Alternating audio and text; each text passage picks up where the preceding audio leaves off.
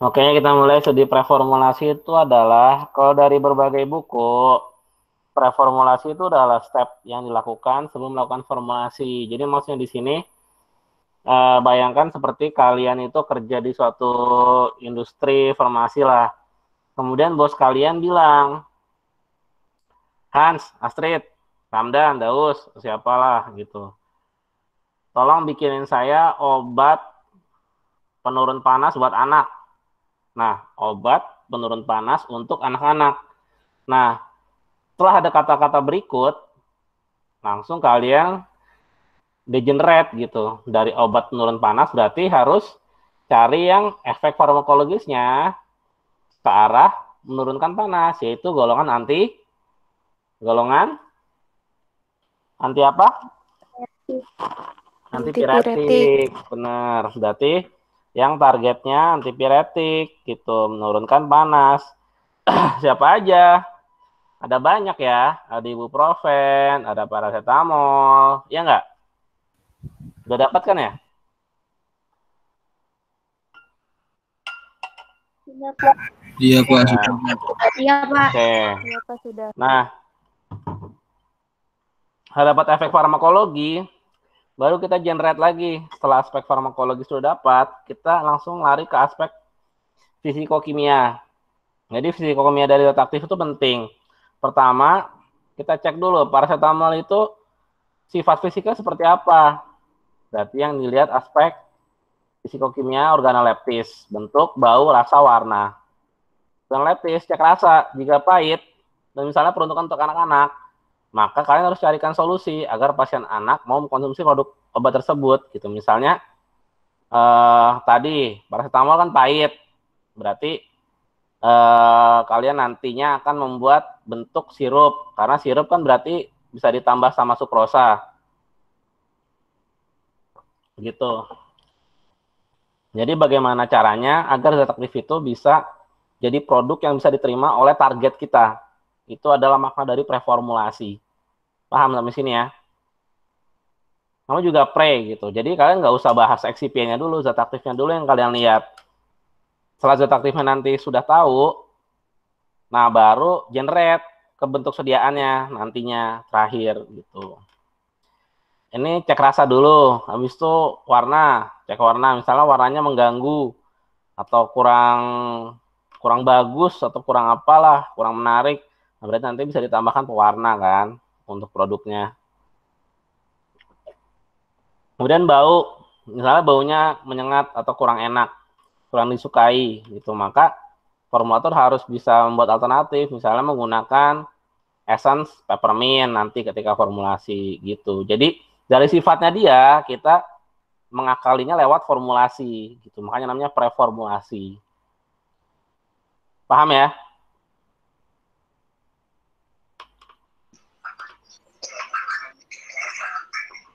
Aduh, Ada pertanyaannya? Ada pertanyaan?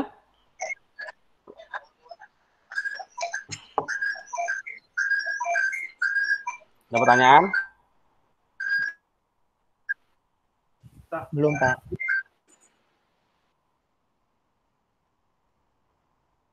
Belum?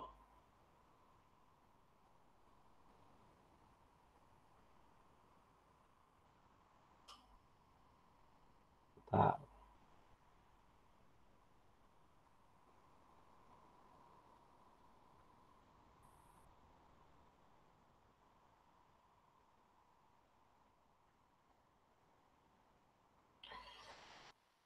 Oke, setelah tadi cek organoleptis,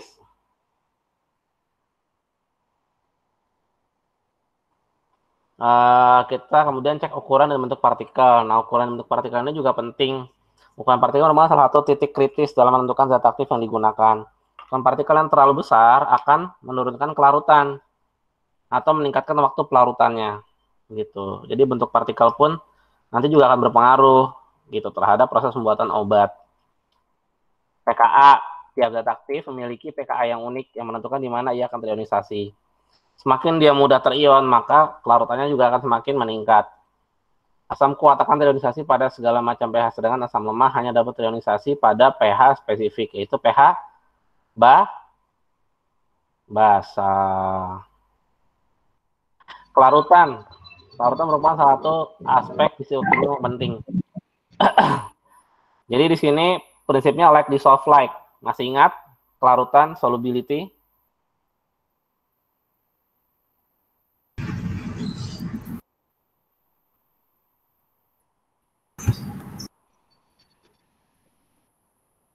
Ingat, Pak.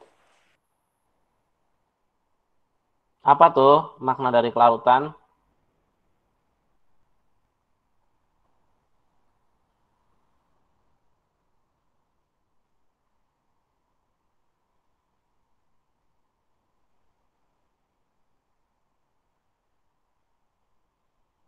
Ayo.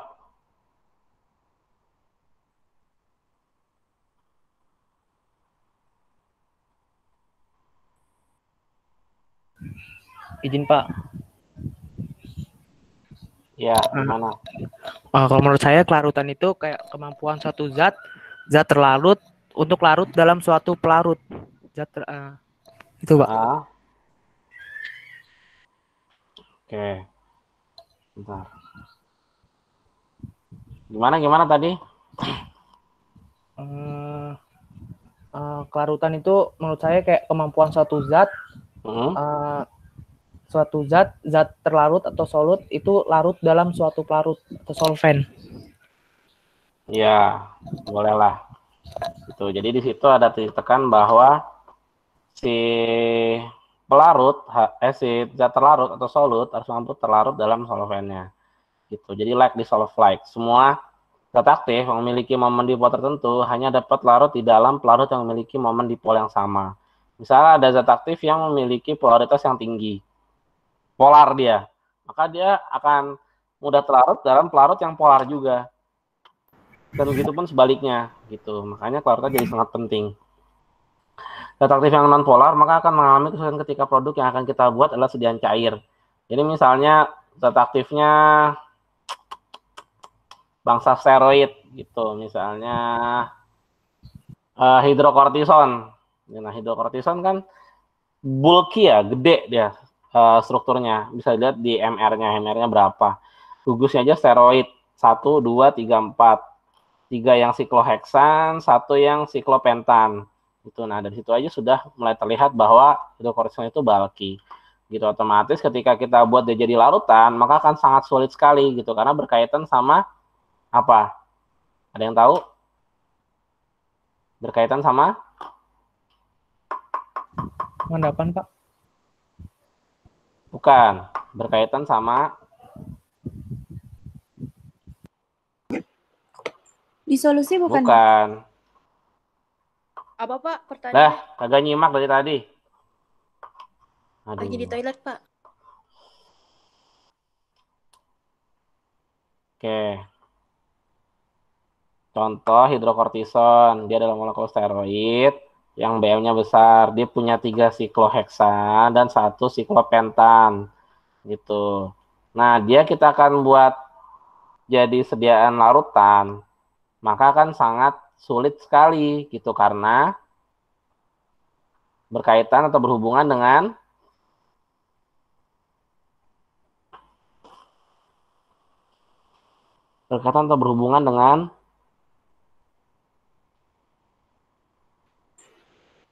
Shelf life bukan, ya Pak? bukan lah, shelf life kan waktu simpan T90. Berkaitan sama Ikatannya, Pak. ikatan apa? Ikatan hidrogen. Ikatan hidrogen antara siapa sama siapa? Coba lihat hidrokortison dulu. Lihat di Google, lihat baik-baik strukturnya, kemudian coba dianalisa. Gitu. Kenapa sih bermasalah kalau hidrokortison kita buat jadi sediaan cair, misalnya larutan? Silahkan dilihat dulu. Kan searching nggak lama.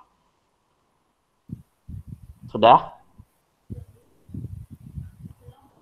Struktur kimia hidrokortison. Search.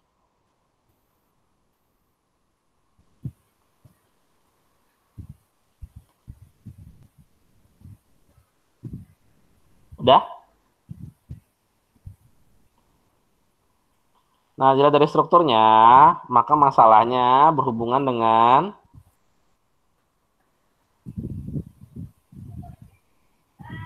Dengan apa?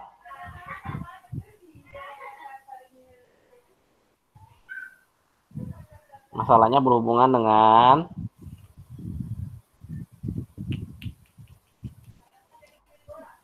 berhubungan dengan apa?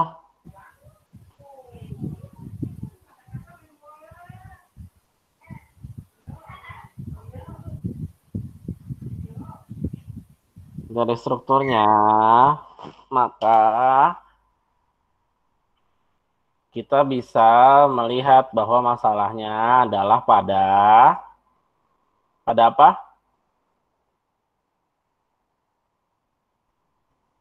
Ayo, ayo, ayo.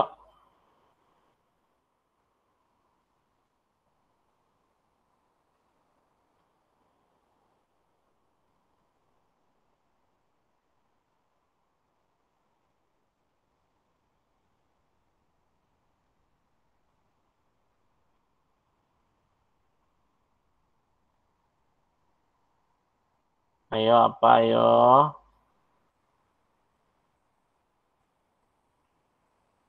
Tes, tes. Nah, kan berarti dilupain semua mata kuliahnya yang kemarin-kemarin. Harusnya nih bisa dijawab dengan prior knowledge kalian di semester kemarin.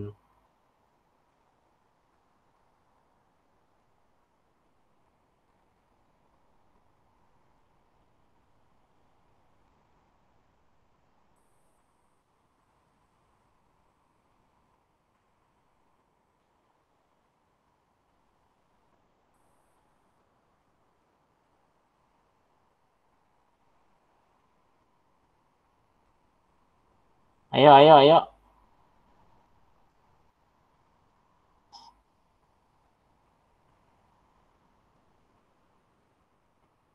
Gimana?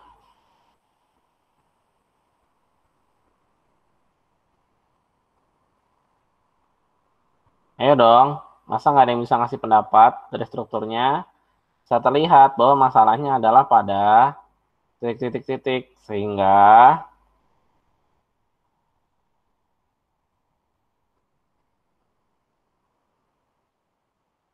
dia memiliki masalah ketika dibuat jadi sediaan cair.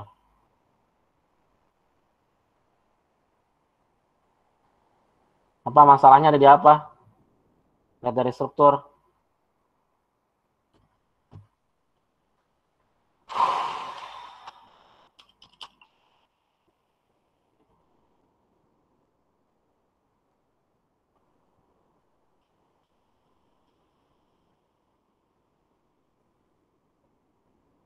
Oh, dari sini aja udah jelas kok.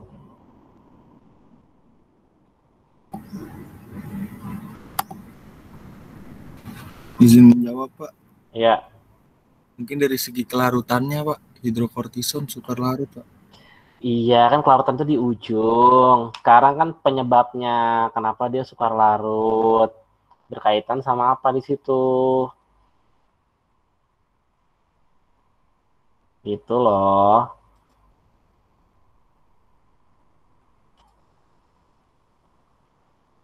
Nih. Kan kalian udah belajar ini, kimia organik. Harusnya paham.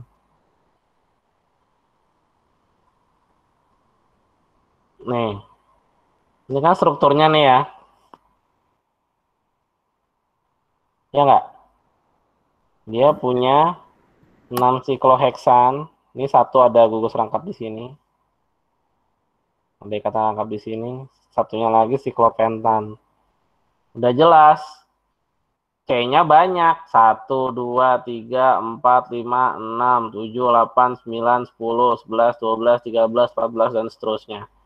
Dari situ aja sudah jelas bahwa permasalahannya ada di jumlah C yang makin panjang. Semakin panjang atau semakin banyak atom karbon, maka akan semakin lipofil dia. Hidrofilisitasnya akan menurun. Seperti itu loh. Kalian tuh harus mampu mengkorelasikan antara satu ilmu dan ilmu lainnya. Gitu kan, kemarin sudah diajarin pas kimia organik. Ya nggak? Gitu kan, udah nggak boleh cuma ngapal. Kalian harus memahami. Kalau kalian menghafal ya habis nanti kalian. Gitu. akan kesulitan waktu mengerjakan skripsi. Paham ya? Baik, paham, Pak. Paham, paham, Pak. Paham, Pak. Ya, harus lebih banyak baca lagi nih materi kimia organik, jangan dilupain karena semuanya akan correlated, farmasi fisik, kimia organik, farmasetik, itu tetap akan correlated sampai kalian lulus. Kalau kalian lupa ya udah wassalam, habis. Oke, lanjut.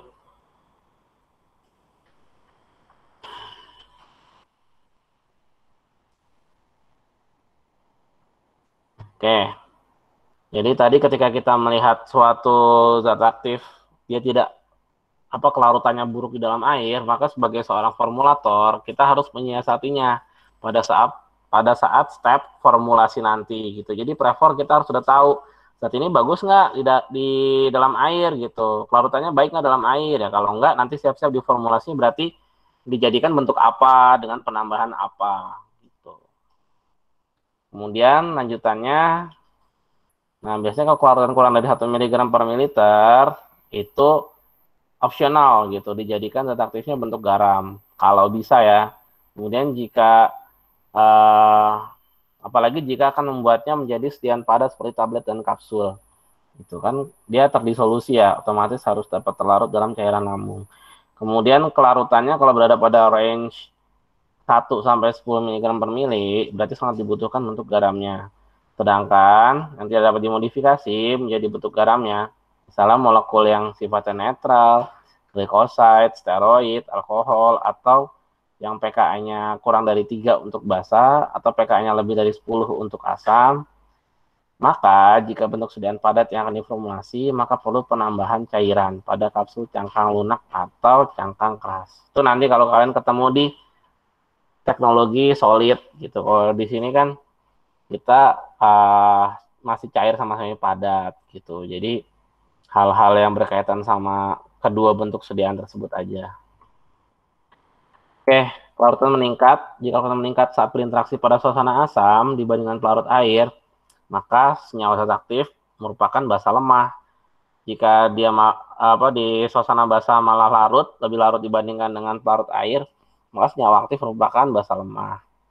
Kalau kedua-duanya meningkat kelarutannya, pada suasana keduanya maksudnya, senyawa aktif merupakan senyawa amfoterik atau Zwitter ion. Nilai kelarutan zat yang bersifat asam lemah pada suasana asam atau basa lemah pada suasana basa itu dinamakan kelarutan intrinsik. Tuh. Jadi nanti kelarutan intrinsik seharusnya diuji pada 2 suhu, itu 4 derajat Celcius dan 37 derajat Celcius.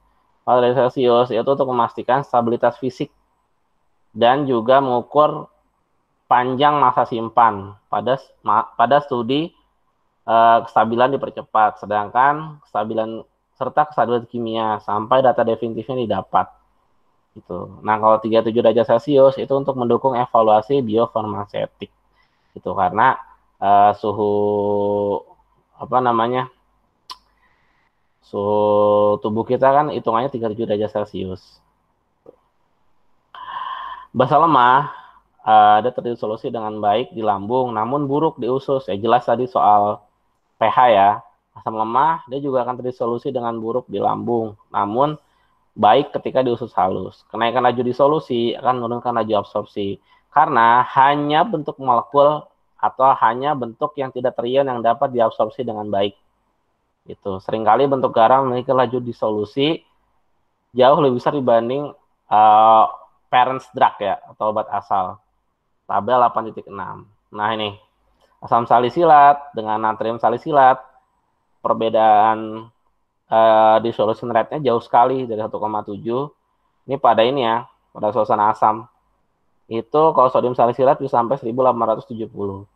Gitu. Sedangkan pada sulfur fosfatnya juga naiknya lumayan jauh ya. Malah jauh sekali nih sebenarnya. Seperti itu. Begitupun kasus asam benzoat dengan natrium benzoat. Itu pun berkali-kali lipat perbedaan dissolution rate-nya. Kemudian parameter berikutnya adalah koefisien partisi.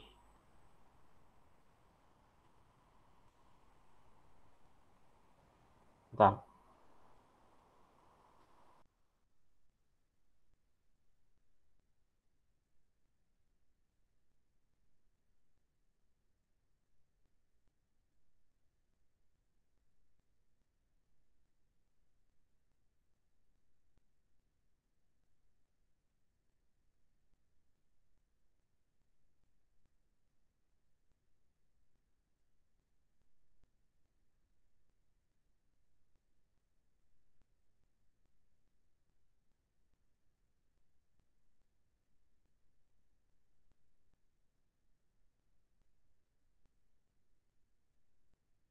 Oke, lanjut. Ada yang mau ditanya sampai sini?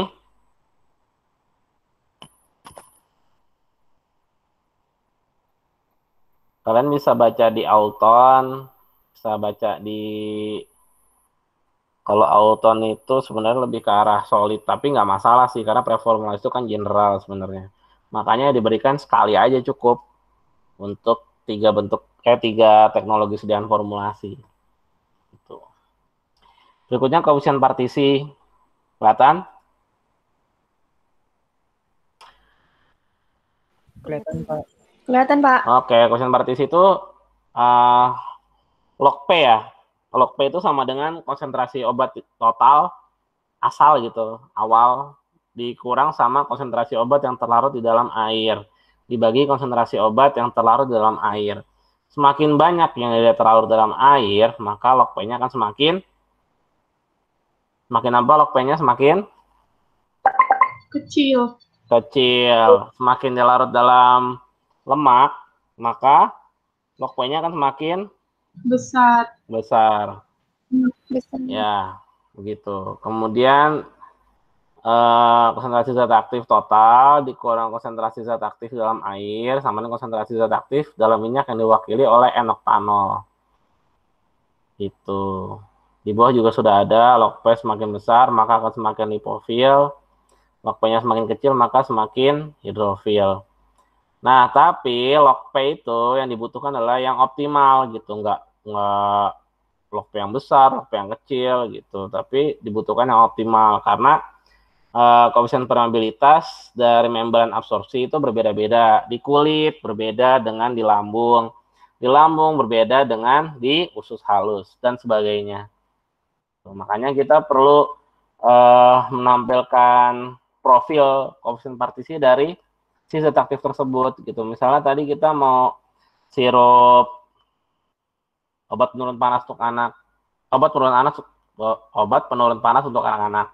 Itu berarti kita cari yang log P-nya sesuai sama lambung anak-anak gitu. Misalnya butuhnya log P-nya berapa gitu. Nah, yang berapa itu siapa di dalamnya? Misalnya anggap aja paracetamol bisa nih gitu. Paracetamol berarti bisa sebagai kandidat untuk membuat obat penurun panas yang kemudian akan diformulasikan. Dan higroskopisitas adalah kondisi di mana zat aktif tersebut mampu mengikat air yang ada di sekitar gitu. Jadi semakin apa ya, semakin lembab gitu, kayak kalian nyimpen gula gitu, nyimpen gula di dalam toples, ada yang toples kebuka sama yang enggak gitu. Nah, kalau yang enggak kan dia agak sedikit basah ya. Nah, dia sifatnya mampu mengikat air. Begitupun kalau kalian nanti punya sampel seperti karbomer, nah itu juga salah satunya higroskopis gitu. Jadi sifatnya mudah menggumpal lah, mudahnya gitu. Nah, semakin banyak mengikat air, maka bobot yang ditimbang atau satuan bobotnya tidak lagi sama, berpotensi terhadap pengurangan dosis. Gitu. Ada pertanyaan sampai sini? Cukup jelas? Jelas, Pak. Bapak izin Ya. nanya. Yang tadi maksudnya pengurangan dosis itu maksudnya gimana, Pak? Misal kita amoksisilin, misalnya obat antibiotik. Amoksisilin kan ada dua bentuk, itu ada yang anhidrat dan trihidrat. Ketika kita mau pakai yang anhidrat nih, kemudian dia kan higroskopis ya. Misalnya siapa tadi yang nanya? Astrid ya? Siapa sih tadi yang nanya? Iya, Pak. Ya. Astrid. Misalnya Astrid nyimpen amoksisilin.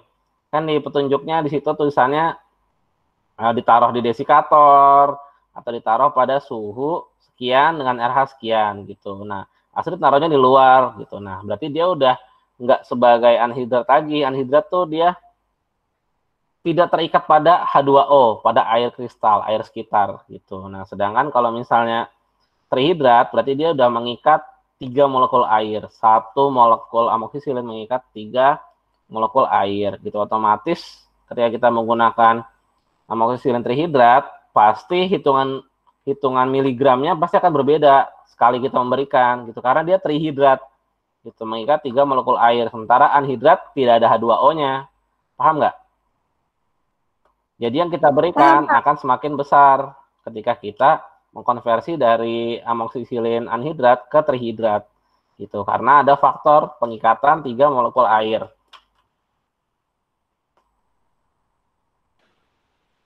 Paham? Oke, Pak. Paham, Pak. Terima kasih, Pak. Ya. Ada lagi?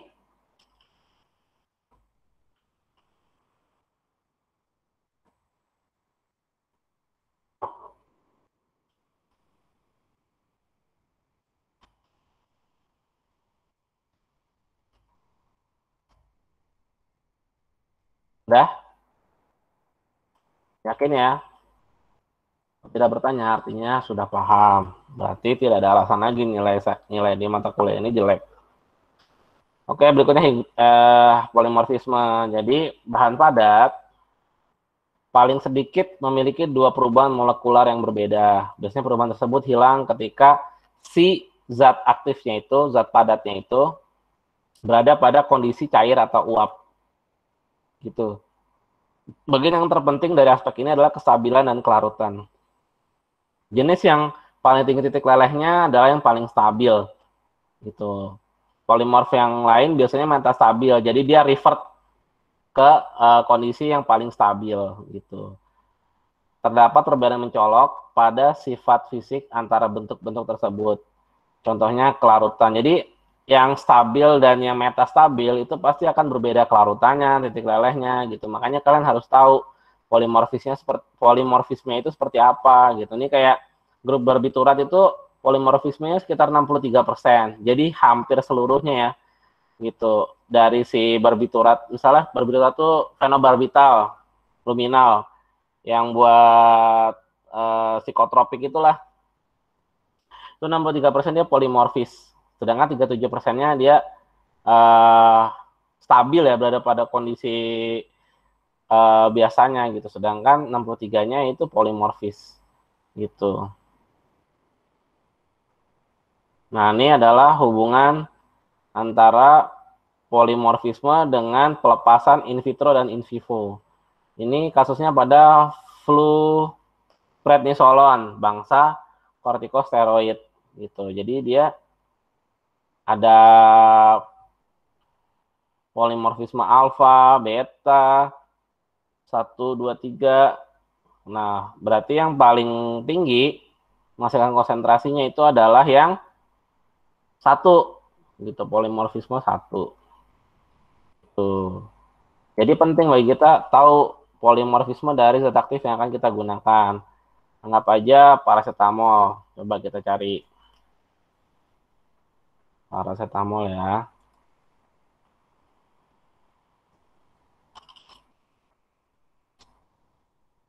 Polimorfisme.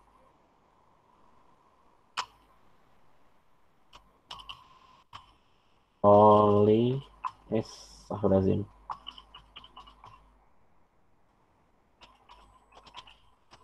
Paracetamol.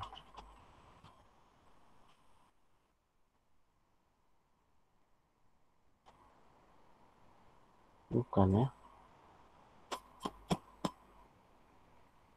Nah nih. Kristalisasi dan karakterisasi kristal paracetamol. Jadi terdapat 3 bentuk polimorf kristal paracetamol. Monoklin bentuk 1, ortotrombik bentuk 2, dan bentuk tidak stabil bentuk 3. Nah, biasanya digunakan monoklin gitu karena dia sifatnya lebih stabil. Ya memang sebagian besar jurnal nanti kalian bisa mencari paracetamol itu memang dia bentuk monoklinnya lebih stabil gitu dibandingkan dengan ortotrombik maupun bentuk tidak stabil lainnya. Gitu. Paham ya? Nah, itu nanti berkaitan sama proses pembuatan dari produk kalian gitu. Kalau misalnya dia macam-macam kelarutannya jomplang gitu antara polimorfisme satu dengan yang lainnya, berarti artinya kalian harus optimasi gitu. Kemudian makanya ketika kalian nanti skripsi ya, skripsi teknol gitu, salah satu yang mungkin akan saya sarankan untuk kalian adalah mengecek polimorfisme dari senyawa kalian gitu. Anggap saja misalnya kalian pakai apa gitu, pakai heparin, sodium, itu buat bikin emul gel. Gitu. Nah, kalian cek di situ si siapa? Si heparin sodium kalian itu punya polimorfisme nggak gitu. Kemudian dia menghasilkan sesuatu yang merugikan nggak ketika dia berproses gitu. Makanya polimorfisme itu jadi salah satu titik yang penting gitu, menentukan seberapa besar energi yang harus kita berikan agar dia terlarut, kemudian seberapa besar suhu yang harus kita perlukan agar dia bisa terlarut, dia bisa stabil, seperti itu teman-teman.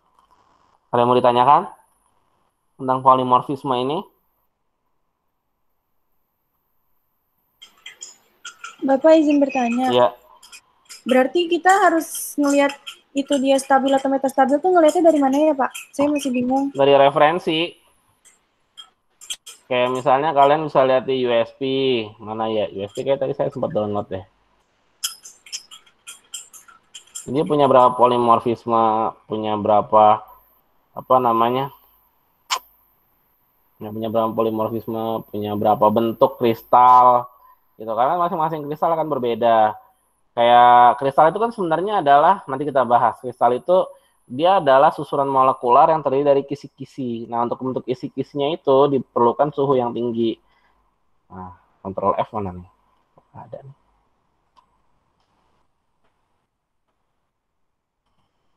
Aminofen.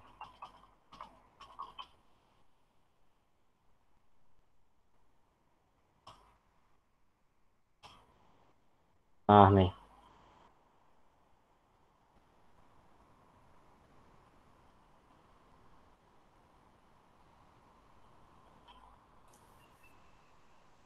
Udah kelihatan ya? Udah kelihatan belum? Belum, Pak. Sebentar.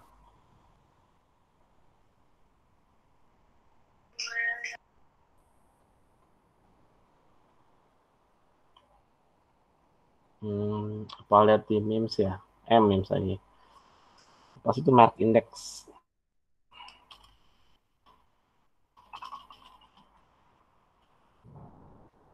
Merk index online. Kita nyari acetaminophen. Acetaminophen.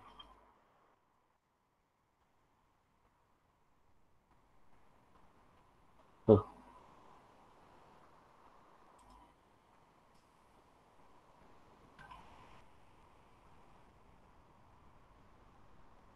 Oh, bukan.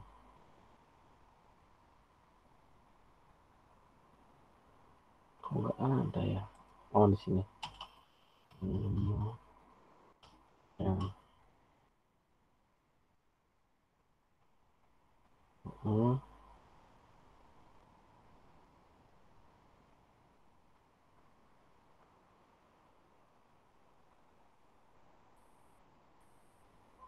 Oh, harus ngeliat itu ya.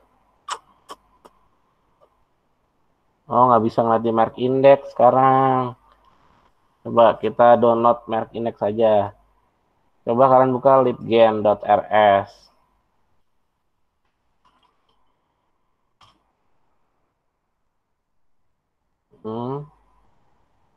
Gede juga dia 509.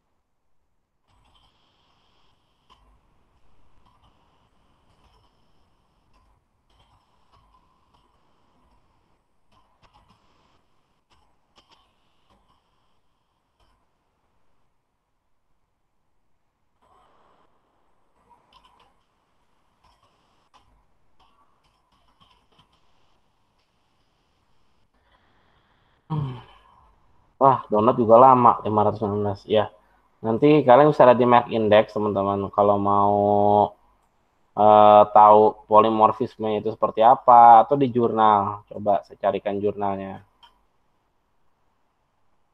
Polimorfisme of paracetamol, misal. Oh, nih ada nih.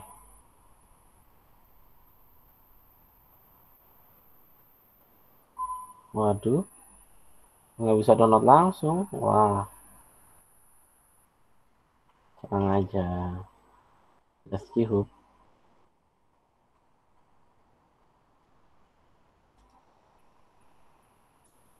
Ntar ya, saya cari.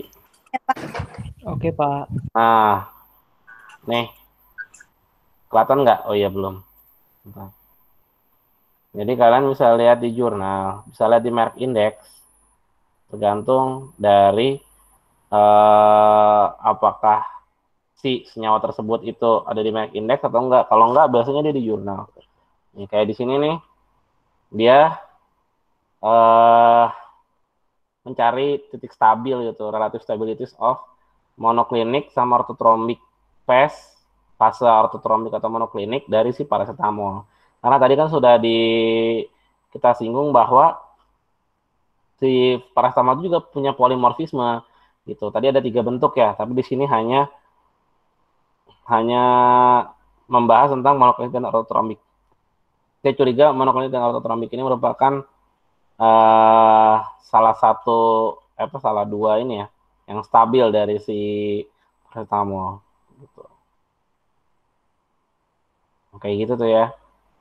Non polimorfisme of paracetamol gitu. Jadi emang polimorfismenya ada 2 dan jarang sih yang zat parat itu yang memiliki yang tidak memiliki polimorfisme. Itu teman-teman. Jadi itu hal yang harus kalian perhatikan karena bisa jadi polimorfismenya salah satu bentuknya itu mempengaruhi proses pembuatan kalian. Kalau nanti dia gagal, fail gitu, nanti mungkin kalian harus cek di berbagai sumber ya, apakah benar gitu dia itu nggak punya polimorfisme. Kalau nggak punya polimorfisme kan enak ya, berarti cuma satu suhu stabilnya dia gitu. Artinya prosesnya bisa lebih standar gitu, nggak memperhitungkan efek dari polimorfismenya itu. Bentar ya. Dari sini udah paham?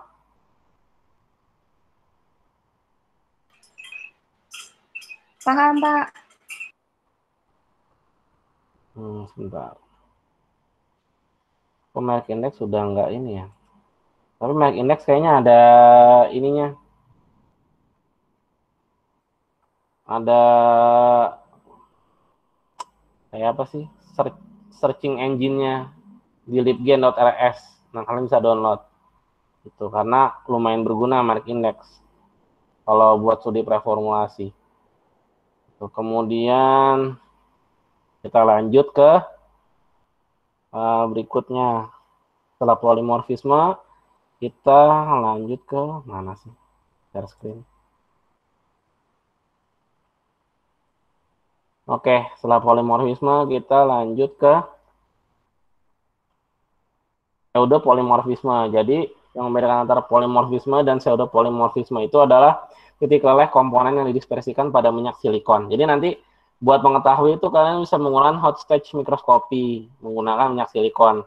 Jadi diuji apakah si senyawa tersebut itu memiliki polimorfisme atau pseudopolimorfisme gitu. Kalau pseudo dia akan berubah menjadi gas gitu, menjadi gas bisa nanti steam atau uap pelarut menyebabkan minyaknya bergelembung gitu. Jadi nanti kayak kita didihin air aja gitu, nanti ada gelembungnya, berarti ini pseudo gitu. Sedangkan kalau polimorfisme dia akan meleleh dan membentuk fase globul gitu. Kemudian ini kristalinitas, lanjutannya dari polimorfisme berarti ini. Kan tadi kita udah bahas tuh polimorfisme dari berbagai macam bentuk ya. Nah, ini bentuk kristal ada 6 sistem. Jadi kristal itu adalah pengolahan atom atau molekul dalam struktur 3 dimensi.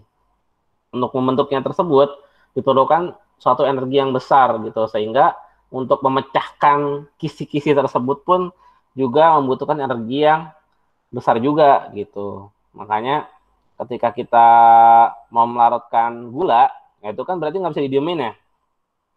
Ya nggak? Harus kita aduk gitu. Iya. Aduk, Pak. Iya, karena dia membutuhkan energi untuk memecahkan kisi-kisi kristal dari glukosa tersebut. Gitu, sehingga bisa terlarut di dalam air. Gitu. Jadi ada 6 sistem kristal: kubik, tetragonal, autotrombik, monoklinik, triklinik, dan heksagonal. Gitu. Walaupun tidak merubah struktur internal yang terjadi pada polimorfisme, kita dapat mengadop struktur eksternal yang berbeda. Nah, itu disebut kristal habit.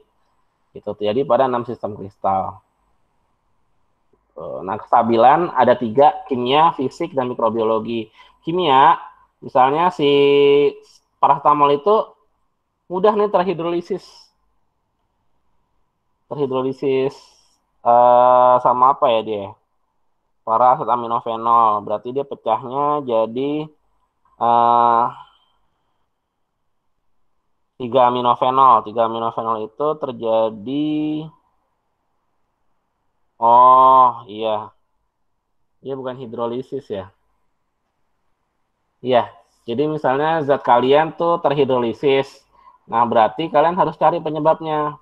Berarti, oh ternyata dia ini nggak tahan sama air gitu. Dia pecah kalau misalnya ada air gitu. Kalau pecah kan artinya dia molekulnya bukan yang tadi lagi kan. Nah, karena bukan yang tadi lagi berarti si zat aktif ini berarti jadi inaktif gitu. Nggak akan memberikan efek farmakologis gitu. Karena untuk memberikan efek farmakologis, si obatnya tersebut harus memiliki konformasi struktur yang harus dapat sesuai dengan reseptor yang dituju gitu. Kayak paracetamol ya berarti harus full paracetamol gitu. Kalau dia berubah jadi 3 aminofenol, nah berarti kan 5 aminofenol berarti nggak sesuai dong sama reseptornya, akibatnya nggak memberikan efek antipiretik gitu. Oksidasi juga sama. Kalau zat aktif kalian tuh teroksidasi, nah berarti kalian harus memberikan antioksidan di dalam formula kalian gitu. Kemudian kalau dia fotolisis, berarti kan dia mudah terpecah ketika kena cahaya, ya nggak? Fotolisis, foto, cahaya, lisis, pecah gitu. Nah berarti dia pecahnya karena cahaya, otomatis kalian nanti gimana cara mengatasinya? Ya berarti dengan menggunakan kemasan primer yang dia tidak langsung tembus cahaya. Gitu, misalnya botol coklat, nah itu bisa dipakai gitu. Kemudian katalisis logam, berarti artinya gini, zat aktif kalian itu berarti tidak stabil ketika dia ada logam gitu. Caranya gimana berarti Pak? Ya berarti pertama hindari penggunaan logam. Jika takut ada logam di dalam bahan-bahan yang lain, nah berarti kalian harus menggunakan pengkompleks chelating agent. CHELATING, chelating agent. Gitu, contohnya dinatrium edeta gitu, atau Na2 eta. Gitu. Kemudian kestabilan fisik. Waktu itu udah belajar tentang stabilan kinetika reaksi orden nol. Nah, berarti tidak boleh ada perubahan signifikan dari bentuk, warna, bau, dan rasa gitu. Kalau warnanya udah berbeda, ya berarti tanda tanya gitu. Jangan-jangan nggak stabil pada situasi penyimpanan tertentu gitu, atau tidak stabil pada proses pembuatannya gitu, sehingga ada perubahan bentuk, warna, bau, atau rasa. Kemudian kestabilan mikrobiologi, berarti ketahanan terhadap mikroorganisme. Kalau zat aktif kita itu nggak tahan terhadap kontaminasi mikroorganisme, ya berarti kita harus simpan mungkin di tempat yang tertutup, closed system gitu, terus dijaga dari kontaminan gitu. Ketika megang berarti kita harus sering-sering semprot tangan, seperti itu. Untuk poin kestabilan. Nah, terakhir adalah indeks kompresibilitas dan sifat alir. Nah, indeks kompresibilitas adalah kemampuan dari suatu serbuk untuk dikompres. Jadi dia menggunakan tap density. Nih, sebentar. Saya kasih contohnya.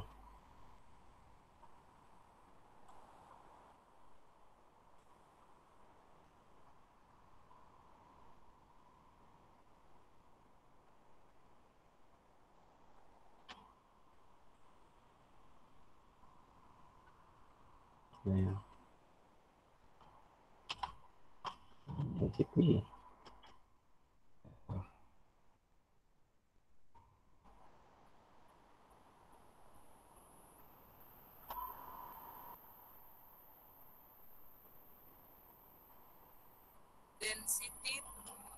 Nah, bentar saya share.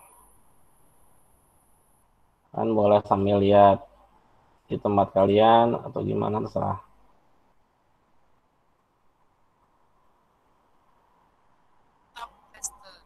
Nah, ini cara mengukur tab density. Density tab tester adalah suatu alat menentukan penurunan sejumlah granul atau serbuk akibat bentakan atau tepot dan getaran Tepot. atau vibration.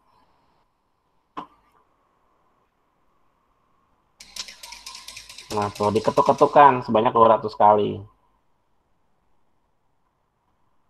Bagian-bagian alat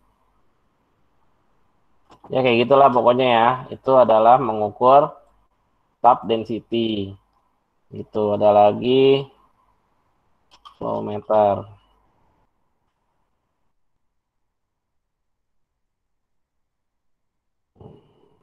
Oh bukan.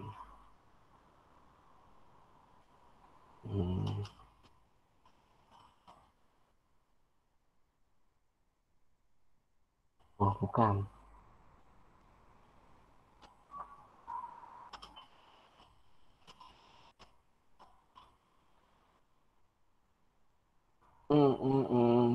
Wah nggak ada ya.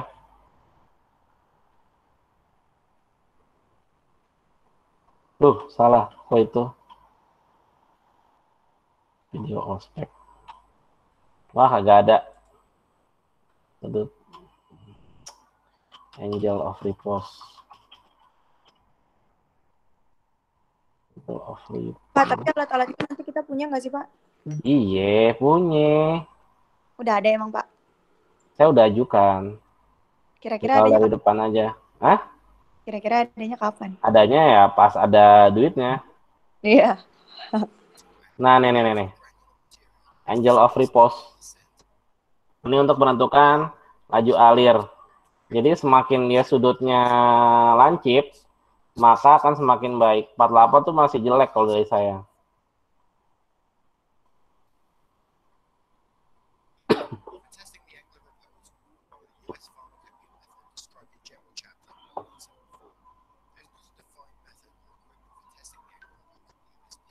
Tuh.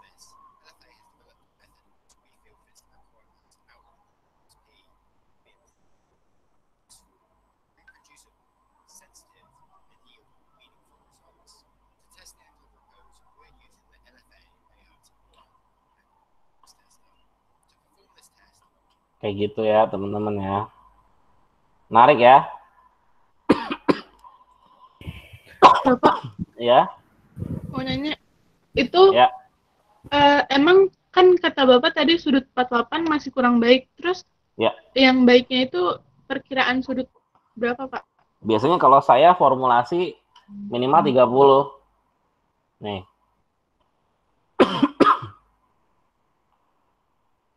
Mana sih?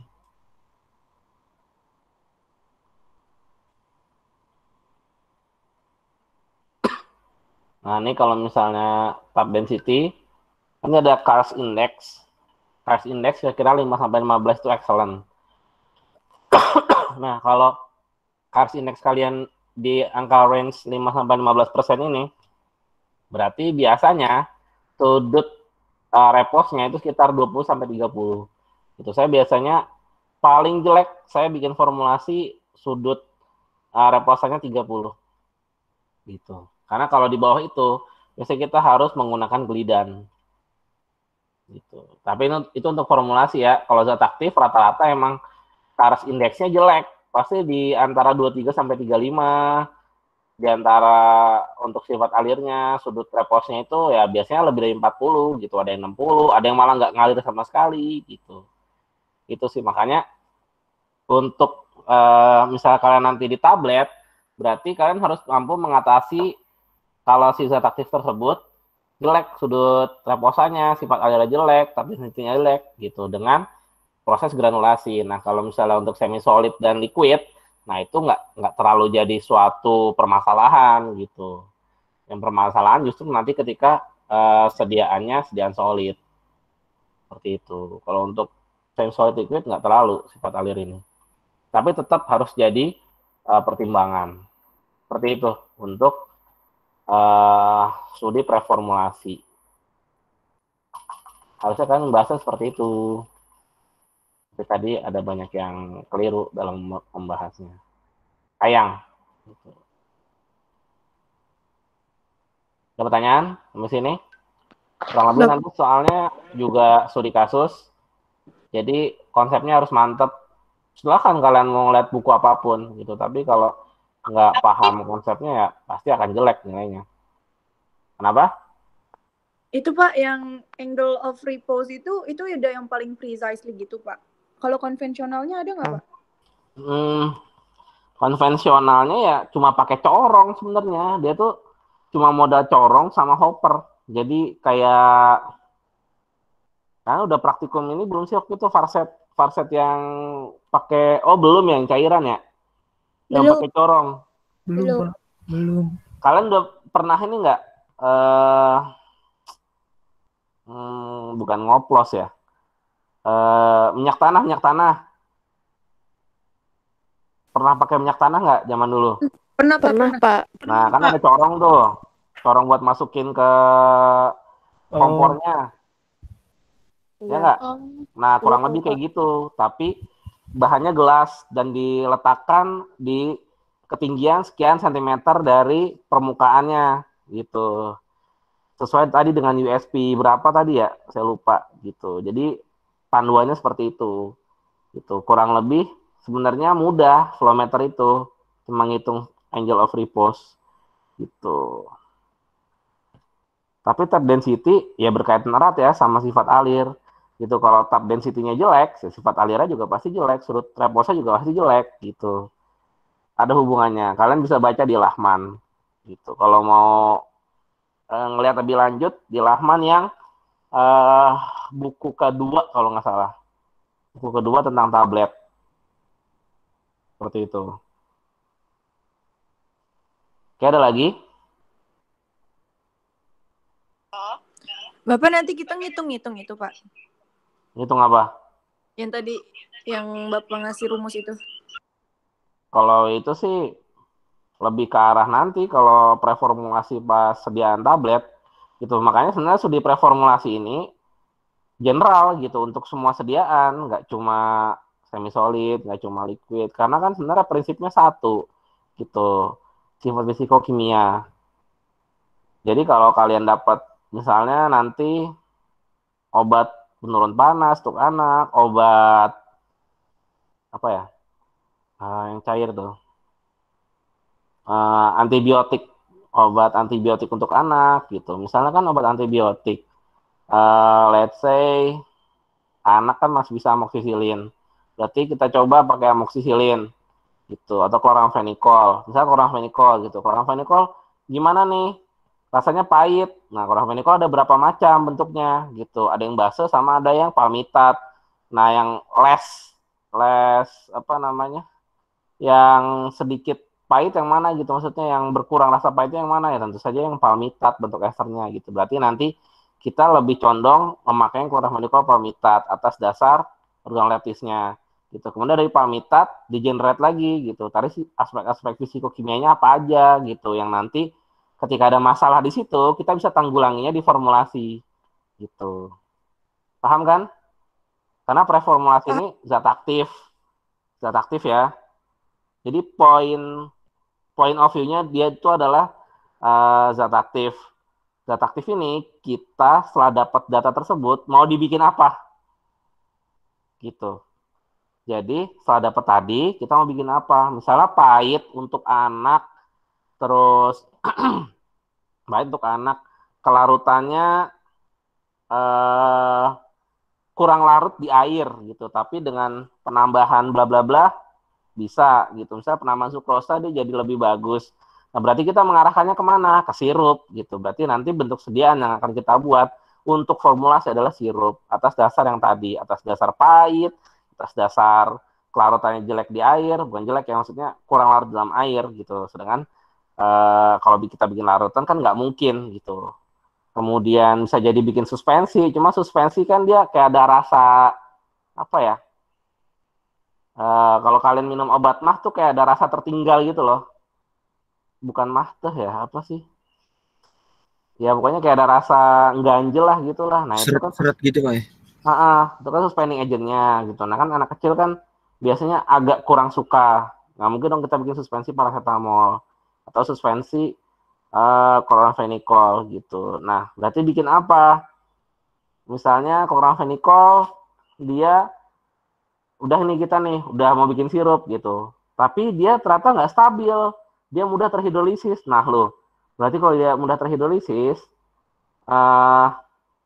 otomatis kita mengarahkannya bukan ke sirup basah, tapi sirup kering. Gitu. Nanti lihat lagi sirup kering pakai apa aja. Cocok nggak nih memberikan interaksi nggak antara eksipien sama si zat aktifnya? Kalau dia memberikan interaksi, berarti jangan menggunakan eksipien yang lain gitu yang sesuai dengan tujuan kita yaitu membentuk sirup kering, misal ya, gitu. Gitu sih. Paham ya apa yang harus kalian lakukan besok hari Jumat? Gimana?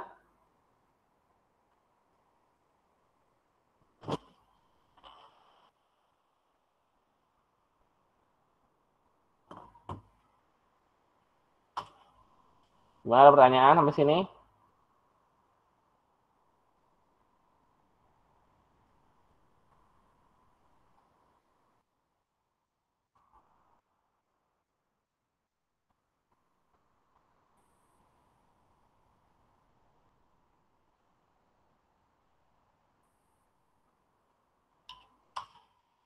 Ya, kalau ada yang mau nanya silahkan. Kalau nggak nanya berarti udah paham, berarti nggak ada alasan lagi buat nilainya jelek. Atau bilang, iya Pak, saya masih bingung sama bla bla bla gitu. Nah, nggak ada lagi tuh kayak gitu tuh. Pak izin bertanya Pak. Hmm. Berarti untuk hari Jumat itu tugasnya yang ini yang di apa namanya? Modul yang paling yang di bawah bagan ya Pak?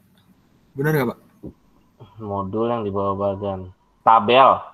Iya yang ada tabelnya. Iya, jadi kelompok 1 apa, kelompok 2 apa. Silahkan tuh dibuat tuh. Sama yang makalahnya juga ya Pak? Iya, makalah sementara sampai studi preformulasi. Baik Pak, terima kasih.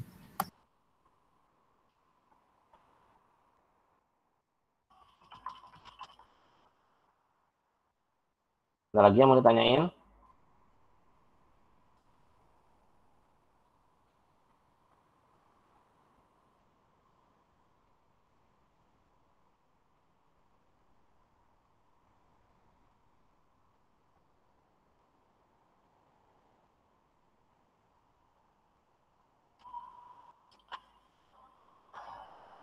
Udah cukup jelas materinya? Kalau sudah cukup jelas, kita akhiri karena kan arahannya dari atas itu untuk 2 SKS minimal sejam. Jadi kita udah cukup sejam. Misalnya tinggal kalian baca-baca.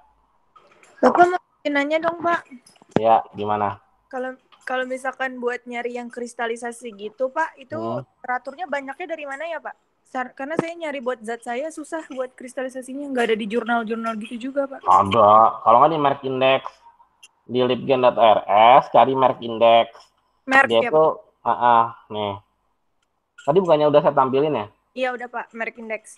Merck Index, terus cari aja Merck Index berapa, gitu. Atau ini ada nih, An Encyclopedia of Chemical Drugs and Biological. Cuma 46 mega. Apa, Pak? Cuma 46 mega nih, ada e-booknya. Tapi tahun 1996 sih. Udah terlalu kudet ya. Udah nggak update banget. Tapi ya coba aja lihat dulu. Kan kurang lebih bergesernya nggak terlalu jauh. Itu yang O'Neill, MJ, Smith, A sama Heckelman PE. Dia tulisannya The Mike Index and Encyclopedia of Chemical Drugs and Biologicals. Nanti coba aja di download. Nah, iya Pak. Baik, terima kasih Pak.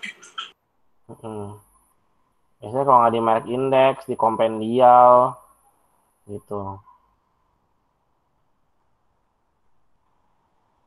Seperti itu sih.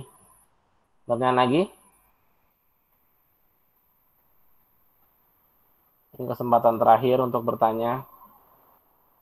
Apa nih? Ada hubungannya? Nggak bisa mikir Pak, hadir Pak, paham Pak. Ada hubungannya dengan farmaseutika Pak yang kita harus mengubah jadi hidrokortison asetat. Jadi konstanta disosiasi bukan Pak. Ini yang mana ya? Iya, Itu tadi yang awal, Pak. Jadi kalau misalnya dilihat dulu teman-teman gitu. Kalau misalnya kita pemakainya di kulit, cari yang covalent partisinya cukup untuk kulit gitu. Nanti kalian search gitu. Apa namanya? The optimal partition coefficient for topical uses gitu. Penggunaan apa koefisien partisi yang optimal untuk kulit itu berapa gitu. Misalnya ada angkanya. Nah, nanti dibandingkan sama dua bentuk hidrokortison sama hidrokortison asetat. Nah, setahu saya kita banyak menggunakan hidrokortison asetat untuk pemakaian topikal gitu. Karena kan topikal ini dia bisa melewati stratum corneum ya. Untuk melewati stratum corneum itu membutuhkan log P yang spesifik gitu. Kemudian ini konstanta disosiasi bukan Pak. Ini yang mana ya? Duh Pak, maaf saya juga lupa yang mana tadi ya Pak? Oh, bukan. Kayaknya hubungannya bukan nama itu. Hubungannya sama tadi. Jadi semakin banyak atom C, maka akan semakin lipofil. Lipofil ya berarti akan sangat sulit sekali terlarut di dalam air. Gitu.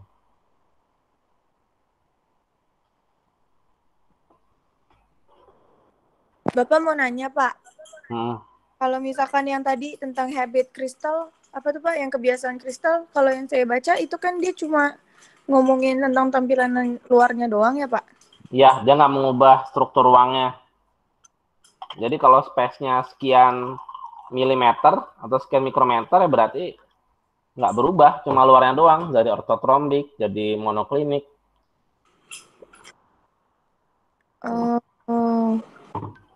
Tapi Pak kalau habit kristal itu pengaruhnya sama polimorfismenya itu gimana Pak? Saya masih kurang ngerti di situ. Sebenarnya beda sih antara dua itu ya. Oh, saya kira kristalinitas sama polimorfisme tuh saling berhubungan, Pak.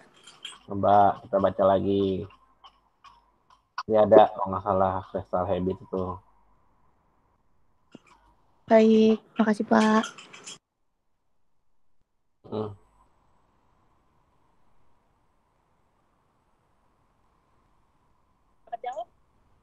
Ya.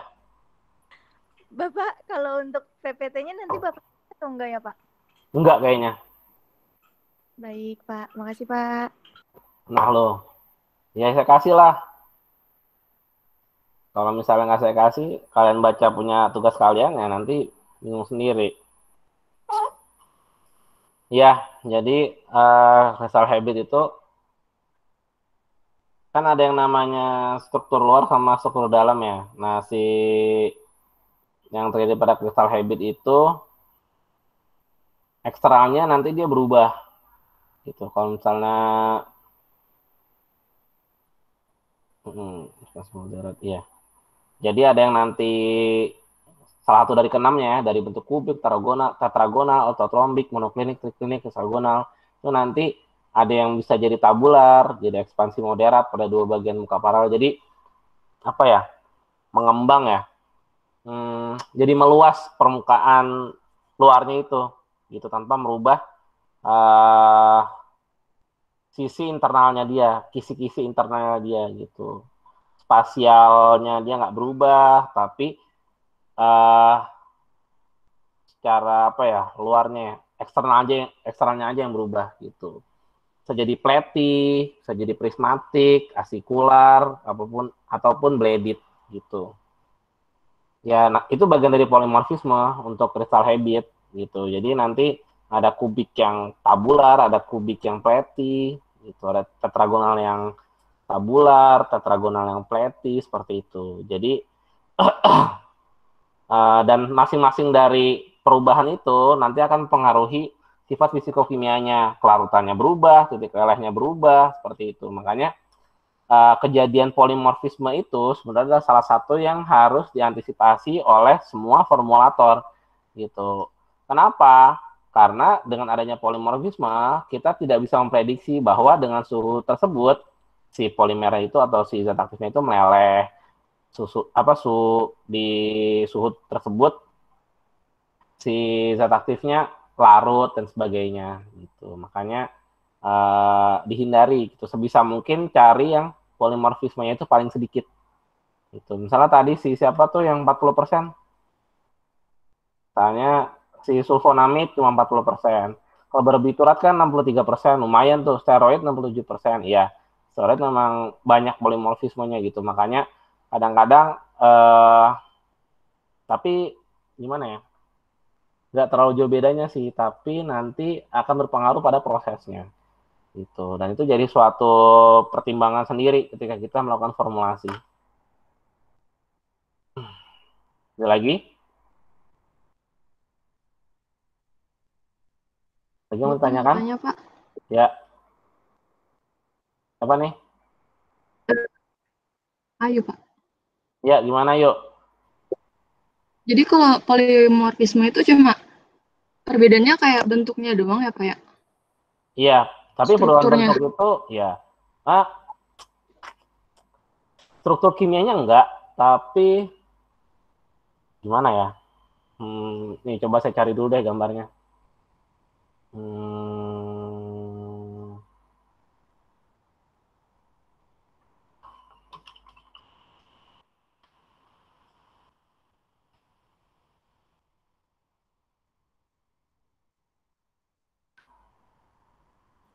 Bapak sekalian mau nanya juga polimorfisme. Tadi kan Bapak bilang berarti untuk kalau kita mau preformulasi berarti kan kita harus cari yang kemungkinan polimorfismenya paling kecil. Iya. Tapi cara prevent lain selain itu apa, Pak? Nggak ada sih. Sebenarnya semua benda padat ya, semua zat padat itu pasti memiliki polimorfisme. Coba aja dicari. Cuma cari yang paling sedikit. Kalau dari saya ya, selaku formulator, itu biasanya nyarinya dia yang sedikit mungkin persentase dia polimorfisme. Gitu. Jadi nanti ketika proses pembuatannya stabil gitu.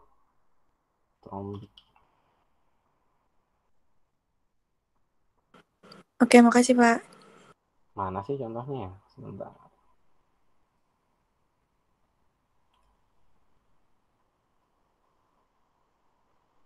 Bukan kristal ini mah diamond.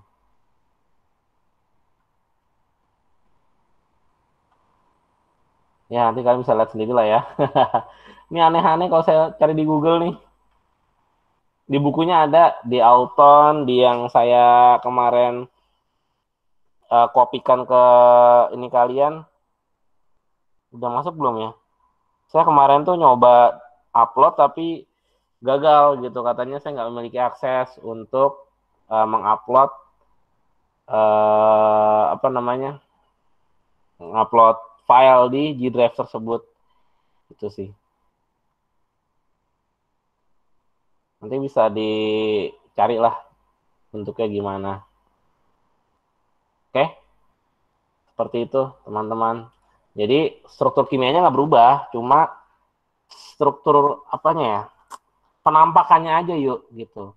Jadi tadinya saya kalau polimorfisme kayak tadi ada monoklinik sama ortotrombik, ada berapa monoklinik, ada berapa ortotrombik gitu. Tapi nanti ada bentuk yang dia nggak stabil gitu. Misalnya si ortotrombik sama monoklinik ini adalah yang stabil gitu. Nah, yang nggak stabil tadi nanti lama-lama revert ke salah satu antara kedua ini gitu. Dengan yang dua ini adalah yang stabil gitu. Makanya harus tahu misalnya si monoklinik ini titik lelehnya anggap aja 84 derajat Celcius. Ternyata si ortotrombik ini 90, berarti nanti kita menggunakan prosesnya, untuk proses berarti kita menggunakan 90 derajat Celcius. Gitu. Harapannya agar si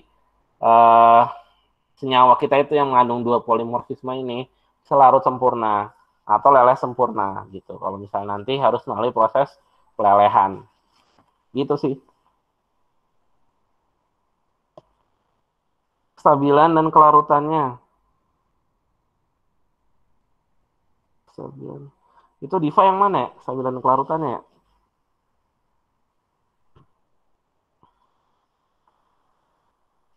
Ya kayak gitu kurang. Kalau nggak salah, Hah? Kenapa dong? salah tadi Pak, pertanyaan yang Ayu itu tadi yang kestabilan sama Iya. Jadi hampir semua sih ya zat padat itu memiliki polimorfisme gitu. Nah, karena punya beberapa polimorfisme, otomatis kita harus bisa tahu datanya atau kita yang menguji sendiri gitu. Kalau dia molekul baru, berarti kita yang menguji sendiri. Tapi kalau misalnya dia molekul yang sudah eksis, maka pasti akan ada datanya. Nah, datanya itu kita cari gitu untuk yang polimorfisme bentuk misalnya dia ada dua apa sama apa. Nah, kita cari suhu kestabilannya berapa, kelarutannya berapa, seperti itu. Paham ya? Ada pertanyaan lagi?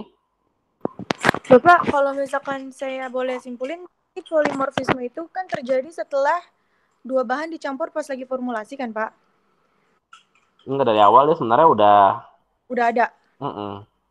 Tapi bentuk kristalnya tuh setelah dia diformulasi atau sebelum, Pak? Sebenarnya dari awal. Kita coba lihat bukunya. Iya, Pak. Coba kalian buka buku kalian. Saya buka buku saya.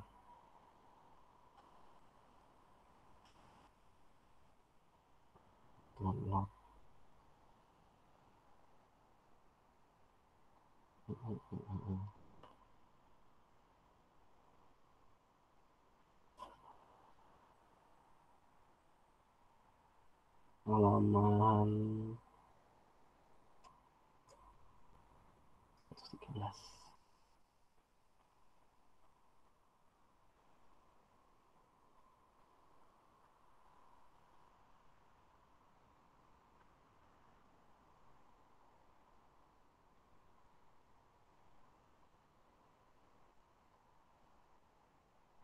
Nah,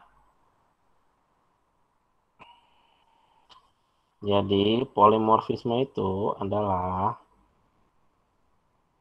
mana tadi ya?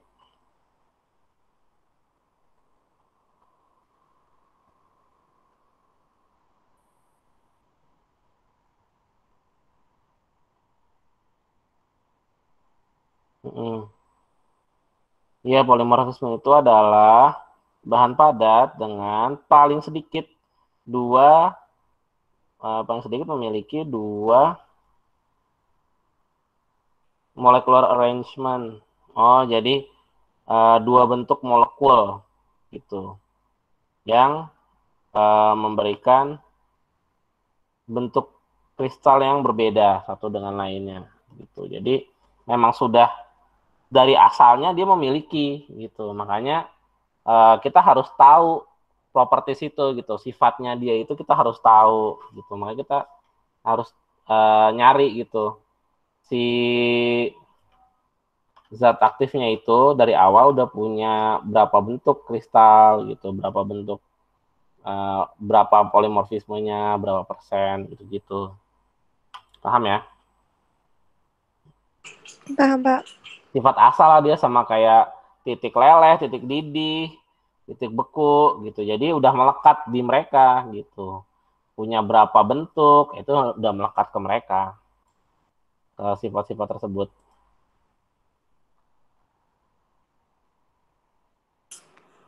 Oke, Pak. Makasih, Pak. Iya, sama-sama. Ada lagi?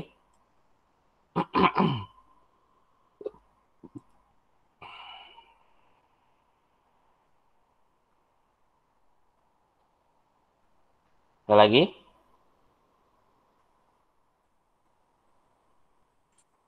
Kayaknya Belum, Pak.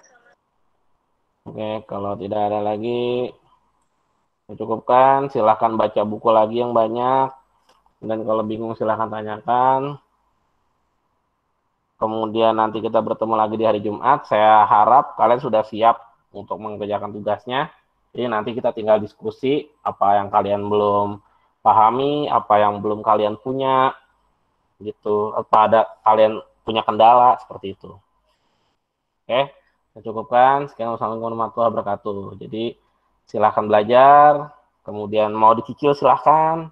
Bagi kelompoknya silahkan, terserah kalian. Saya nggak mau terlalu ikut campur, senyaman-nyamannya kalian. Semoga tetap sehat, tetap semangat. Jadi kelas yang bisa dicontoh. Baik, Pak. Terima kasih, Pak.